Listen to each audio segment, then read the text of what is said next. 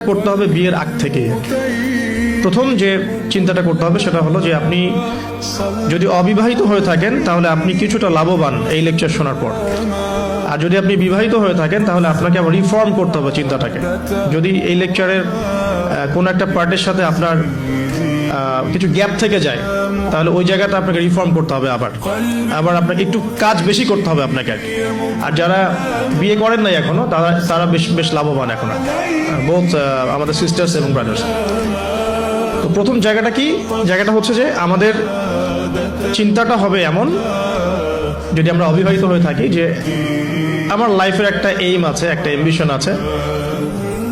Secular কনসেপ্টের ambition হচ্ছে দুনিয়া, আর আমার অ্যাম্বিশন হচ্ছে আমি দুনিয়ার কল্যাণ চাই কিন্তু পরকালীন মুক্তি চাই।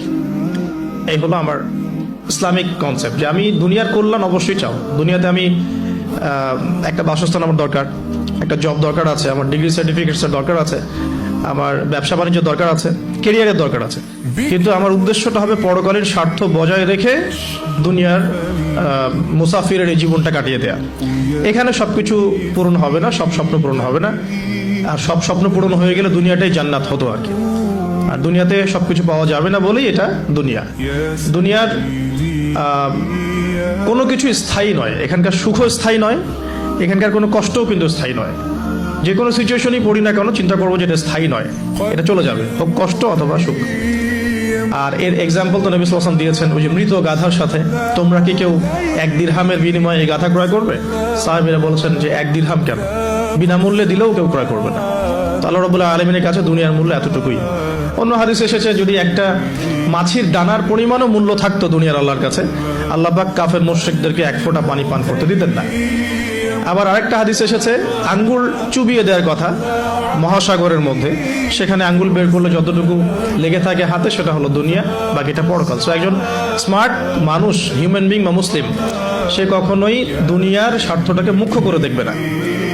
তো আমরা যদি ইসলামিক আইডিওলজি নিয়ে চলাফেরা করি, আমরা দুনিয়ার কল্যাণটা চাবো কিন্তু পরকালীন মুক্তি নিশ্চিত করতে হবে। তো প্রথম কথা কি, concept of the ambition of লাইফটা ঠিক করতে হবে। সেটা সূরা আলে ইমরানের 185 নম্বর আয়াতে আছে। আল্লাহ রাব্বুল আলামিন বলেছেন, বা'দা আউযু বিল্লাহি মিনাশ শাইতানির রাজিম, ফামান যুহযিহা আনিন নার ওয়া উদখিলাল জান্নাতা ফাকাদ ফাজ। কিয়ামতের দিন যাদেরকে পুলসিরাত পার করানো হবে, জান্নাতে প্রবেশ করানো হবে, জাহান্নাম থেকে নিষ্কৃতি দেওয়া হবে, ফাকাদ ফাজ, সে তখন সফল হলো। মানে সে তখন চূড়ান্ত সাফল্য অর্জন করবে, এর বাইরে কোনো সাফল্যের ডেফিনেশন নাই। তো বিয়ে করেন আর নাই করেন, আগে কনসেপ্টটা ঠিক করতে হবে যে আমি আমার সাফল্য বলতে কি বুঝাচ্ছি।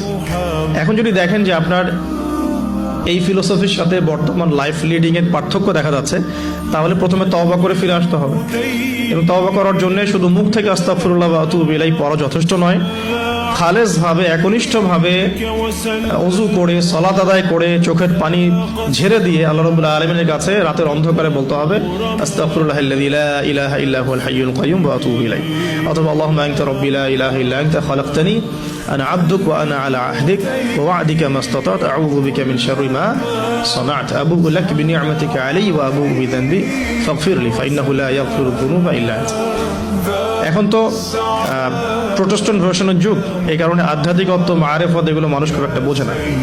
এই কারণেই আলী রাদিয়াল্লাহু আনহুর একটা কথা পড়ে আসলাম, সেটা হচ্ছে তিনি বলছেন, তাকে বলা হচ্ছে শেষ জীবনে গিয়ে যে আপনার কি কোনো কষ্ট আছে জীবনে? আপনার কি জীবনে কোনো কষ্ট আছে? কারণ তার জীবনটা কিন্তু ঈর্ষণীয় জীবন।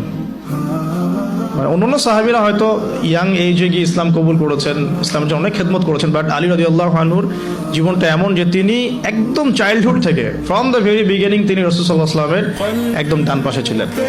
এমন কোনো ব্যাটল আপনি দেখবেন না, মানে আমি গাজওয়ার কথা বলছি, সারিয়া না, গাজওয়ার কথা বলছি, যে আলী রাদিয়াল্লাহু আনহুর পাশে নাই, এমন কোনো গাজওয়া আপনি পাচ্ছেন না। এমনকি তিনি জ্ঞানে, আমলে, আধ্যাত্মিকত্বে একজন সমৃদ্ধ মানুষ ছিলেন। তাকেও শেষ বয়সে খারেজিদের হাতে নিহত হতে হয়েছে। তো তাকে বলা হচ্ছে আপনার কি কোনো কষ্ট আছে জীবনে? আলী রাদিয়াল্লাহু আনহু বলছেন যে আমার কষ্ট একটাই, কি আল্লাহ পাক আমাকে যে ইলম দিয়েছেন, রাসূল সাল্লাল্লাহু আলাইহি ওয়াসাল্লামের সোহবতে থেকে আমি যে মারেফত অর্জন করেছি, মানে আধ্যাত্মিকত্ব অর্জন করেছি, এটা বিতরণ করার মতো উপযুক্ত কোনো পাত্র পেলাম না। তার মানে প্রোটেস্ট্যান্ট ভার্সনে শরীয়ত আপনাকে শুধু হুকুম আহকাম দিচ্ছে না, এটা করতে হবে এটা করতে হবে না, এর ভিতরে রিজনগুলো কি, এর ভিতরে মারফতগুলো কি, আধ্যাত্মিকত্বের বিষয়গুলো কি, সেগুলো কিন্তু সবাই বুঝবে না। এই কারণে আসলে মারফতের কথাগুলো সবার সামনে বলাও ঠিক না, হয়তো জাহেলরা সেগুলো বুঝতে পারবে না। তো আসুন যেখান থেকে আলোচনা শুরু করেছি ওখানে ফিরে যাই, যে আমরা আমাদের লাইফের এইমটাকে ঠিক করে তওবা করে ফিরে আসবো। তওবা করে ফিরে আসলে পরে শুধু প্রোটেস্ট্যান্ট ভার্সনে মুখে মুখে আস্তাগফিরুল্লাহ পড়াটা যথেষ্ট না, মন থেকে ফিল করতে হবে এবং জীবনের যে পাপগুলো আমি করে এসেছি এগুলোকে রিকভার করতে হবে। যদি আপনি জেনা করে থাকেন, ছেড়ে দিয়ে ফিরে আসতে হবে, সারা জীবন আমল করে প্রমাণ করতে হবে যে আপনি আল্লাহ পাকের অনুগত বান্দা, শুধু মুখে বলা যথেষ্ট নয়। আপনি মাদক সেবন করে থাকেন, তওবা করে ফিরে আসতে হবে, এসে আল্লাহর কাছে প্রমাণ করতে হবে যে হ্যাঁ আমি আল্লাহ, তুমি আমাকে চান্সটা দিয়েছো, আমি এটাকে হেলায় নষ্ট করবো না, আমি নিজেকে তোমার কাছে প্রমাণ করে দেবো ইনশাল্লাহ যে আমি তোমার বান্দা। এভাবে প্রত্যেকটা পাপ, সুদ খেয়েছেন, অন্যের সম্পদ আত্মসাৎ করেছেন, হারাম টাকা থাকলে ফেরত দিতে হবে, আত্মসাৎ করে থাকলে ফেরত দিতে হবে, ঠিক আছে, অন্যের হক নষ্ট করলে সেটা ফেরত দিতে হবে। মুখলেস ভাবে তাওবাতুন নাসুহা মানে কি? একনিষ্ঠভাবে তওবা করা, ওই পাপ ছেড়ে দেয়া, ভবিষ্যতে সেই পাপের পুনরাবৃত্তি না করা। ইনকেস যদি হয়েও যায় তাহলে আবার 2 রাকাত নামাজ পড়ে আবার আল্লাহকে বলা, রব্বি ইন্নী আযনাবা যামবান আখরা ফাগফিরলি, হে আল্লাহ আমি আবার সেই গুনাহ করে ফেলেছি, আমাকে মাফ করে দাও। সো তওবাটা খুব ইম্পর্টেন্ট।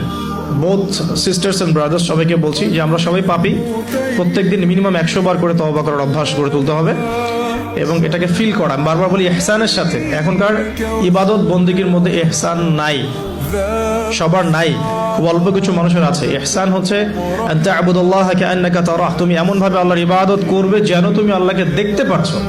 ওয়া ইল্লাম তাকুন তারাহু ফাইন্নাহু ইয়ারাক, তুমি যদি আল্লাহকে দেখতে না পাও, বিশ্বাস রাখবে, জেনে রাখবে যে আল্লাহ পাক তোমাকে দেখছেন। এই মারেফত নিয়ে সবাই ইবাদত করছে না। যদি করতোই তাহলে নামাজ পড়ে বের হয়ে আবার সুদ খেতে পারতো না। যদি মানুষ এটাই করতো তাহলে তাহাজ্জুদ পড়ে আবার সকালবেলা কি গার্লফ্রেন্ড বয়ফ্রেন্ড ডেটিং করতে যেতে পারে নাই। তো মারেফতের ঘাটতি আছে। আর মারেফত অর্জন হয় কখন? যখন আল্লাহ নূর কলবে আসে। আল্লাহ নূর কখন কলবে আসে? যখন হৃদয়টা পরিচ্ছন্ন হয়। যে হৃদয়ের মধ্যে হিংসা, বিদ্বেষ, অহংকার, পরশ্রী কাতরতা আছে, সেখানে আল্লাহ নূর আসার কোনো প্রশ্নই ওঠে না। যেখানে আল্লাহ নূর নাই, সে আলো দেখবে কিভাবে? সে অন্ধকারের পথ চলবে কিভাবে? সে কিভাবে ঘ্রাণ পাবে? ঘ্রাণ পাওয়ার তো প্রশ্নই ওঠে না, কারণ কলবে তো নূর নাই। আল্লাহ পাক তো সবাইকে সবকিছু দিবেন না। তো এখন আসুন যে আমরা যদি তওবা করে ফিরে আসতে পারি, এখন আমি আমার লাইফটাকে গুছিয়ে নিব। লাইফটা গুছাতে গেলে আমার লাগবে এডুকেশন। এখন আমার এডুকেশন সেক্টর যেটাই হোক, আমাকে ইসলামিক এডুকেশন আবার শিখতে হবে। এর বেসিক যে সিলেবাসটা আছে এটা আমাকে কভার করতে হবে। কিভাবে করবেন এটা আপনার চ্যালেঞ্জ। এটা আপনি মাদ্রাসায় করতে পারেন, আপনি ইসলামিক ইউনিভার্সিটিসগুলোতেও পড়তে পারেন, বা আপনার যে সেকুলার ইনস্টিটিউশনে পড়ছেন সেখানে পড়েও প্রাইভেটলি যে কোনোভাবে হোক আপনাকে এটা কভার করতে হবে। এটা আপনার চ্যালেঞ্জ। এটা কিভাবে বাস্তবায়ন করবেন সেটা সিচুয়েশন ডিফার করবে, মানুষের সবার একরকম হবে না। দ্বিতীয়টা হচ্ছে আমল বাড়িয়ে দেওয়া এবং সুন্নত নফলগুলোতে শক্ত পাবন্দ হওয়া আর কি। রাসূল সাল্লাল্লাহু আলাইহি ওয়াসাল্লামের সুন্নতে শক্ত পাবন্দি নিয়ে আসা, হালাল রিজিকের সোর্স ফর্ম করা, পাশাপাশি আপনার সৎ কাজের আদেশ করা, অসৎ কাজে নিষেধ করা, দাওয়াতি কাজে সময় দেয়া, আল্লাহর রাস্তায় সময় দেয়া, দিনকে এগিয়ে নেওয়ার জন্য ছোট ছোট প্রকল্প প্রজেক্ট হাতে নিয়ে ইসলামের কল্যাণে কাজ করা। তো এই প্রত্যেকটা কাজ জড়িত হয়ে আছে এখন ফ্যামিলি ডেভেলপমেন্টের সাথে। আর পরিবার একটা চ্যালেঞ্জ, এবং আপনার পরবর্তী লেগেসি রেখে যেতে হবে, সন্তানও প্রতিপালন করতে হবে। তাহলে পরিবার এবং বিয়েটা একটা বড় ফ্যাক্ট। এখন যারা আমরা বিয়ে করি নাই বা করে ফেলেছি, তাদের এখানে একটা চ্যালেঞ্জ আছে, সেটা হলো আপনার পরিবারটাকে জান্নাতি পরিবার রূপে গড়তে হবে। এখন গড়তে হলে কি করতে হবে? ধরেন আমি ধরে নিচ্ছি আপনি বিয়ে করেন নাই। প্রথমত আপনার বিয়ের ক্ষেত্রে কোনো প্রকার ভুল করা যাবে না। বিয়ের ক্ষেত্রে আপনার কোনো রকমের ভুলের কোনো অবকাশ নাই। অবকাশ নাই বলতে বোঝাচ্ছি যে যখন আপনি বিবাহিত নন তখন আপনার কাছে বিয়েটা একটা ফ্যান্টাসি, যে বিয়ে করতে হবে, বিয়ের আলোচনা শুনলে মুখে হাসি চলে আসছে, কিন্তু বাস্তবতা কিন্তু এমন নয়। যদি আপনি এই ডিসিশন নিতে ভুল করেন, আদর্শ পরিবার গড়াটা খুব ডিফিকাল্ট হবে এবং পরবর্তী লেগেসি সন্তান প্রতিপালন ইসলামিক প্যারেন্টিংসে অনেক বেগ পেতে হবে আর কি। তো বিয়ের ক্ষেত্রে রাসূল সাল্লাল্লাহু আলাইহি ওয়াসাল্লাম যেটা বলেছেন যে তোমরা অবশ্যই দিনদারিতাকে প্রাধান্য দিবে। এখানে যদি তার সৌন্দর্য থাকে, সে দেখতে সুন্দর হয়, বংশ ভালো হয় এবং অর্থবিত্ত থাকে, এটা তো আপনার নূরুন আলা নূর, আলোর উপরে আলো। যদি এটা নাও হয় তারপরে আপনাকে দিনদারিতা প্রাধান্য দিয়েই বিয়ে শাদী করতে হবে। এই জায়গায় কোনো রকম কম্প্রোমাইজ করতে যায় না, বা এই ব্যবসায় ভুল করলে আপনি সারা জীবন লস খাবেন না, ঠিক আছে? আর যারা বিয়ে করে ফেলেছেন কিন্তু দিনদারিতার ঘাটতি আছে, তাদের জন্য সবর ছাড়া কোনো অপশন নাই। সবরের মধ্য দিয়ে ঠান্ডা মাথায় স্ত্রীকে বা স্বামীকে ওয়াজ নসিহত করতে করতে করতে, দোয়া করতে করতে, আল্লাহ যদি কোনোদিন হৃদয় বা কলবকে পরিবর্তন করে দেন, ইনশাল্লাহ আপনিও আপনার পরিবারটাকে আদর্শ পরিবার করতে পারবেন ইনশাল্লাহ। আর যদি দেখেন যে নূহ আলাইহিস সালামের মতো ঘটনা ঘটেছে, সুদীর্ঘকাল চেষ্টা করার পরে কোনো ফলাফল আসছে না, তাহলে আপনি আপনার কবরের ফিকির করেন, তারা তাদের কবরের ফিকির করে ব্যাস ছেড়ে দেন। ওই যে লাইসা মিন আহলিক, সে তোমার পরিবারের কেউ নয়। তাকে বলা হয়েছে, নূহ আলাইহিস সালামের ছেলেকে বলা হয়েছে। নূহ আলাইহিস সালাম বলছেন যে ছেলে, আমার ছেলে আল্লাহ, সে আমার পরিবারের, তাকে কি মাফ করা যায় কিনা? আল্লাহ পাক বলছেন লাইসা মিন আহলিক, সে তোমার পরিবারের কেউ না। তার নাম ছিল কেনান।